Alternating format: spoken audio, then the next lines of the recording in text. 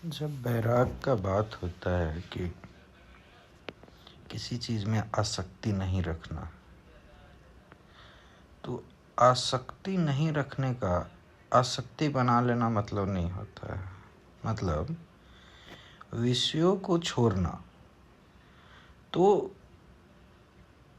इसको छोड़ने को भी एक पकड़ने का ऑब्जेक्ट बनाना, यहाँ पे ट्रैप हो जाता है। फिर वो छोड़ना नहीं हुआ।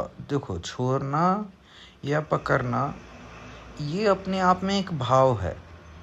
विषय उसका मैनिफेस्टेशन है फिजिकल जगत में।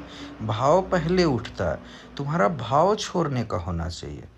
तो वो ऐसे में क्या है कि तुम विषयों को छोड़ रहे हो लेकिन छोड़ने को नहीं पकड़ रहे हो।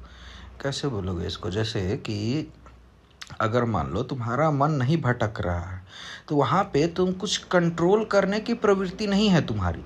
जहाँ पे मन भटक रहा है वहाँ पे कंट्रोल, निवृत्ति एज ए उसका नेगेटिव आता है, उसको जीरो करने के लिए। लेकिन फिर वो निवृत्ति रह नहीं जाएगा। अगर निवृत्ति को तुम पकड़ लिए तो वही प्रवृत्ति बन गया।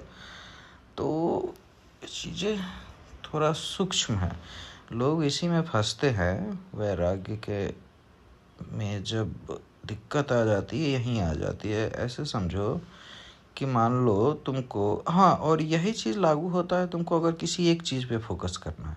इसीलिए तुम्हारा मन अगर एकाग्र हो तो मन वहाँ पे होता ही नहीं। एकाग्र करने का मतलब ये नहीं है कि तुम उस चीज़ पे फोकस कर रहे हो।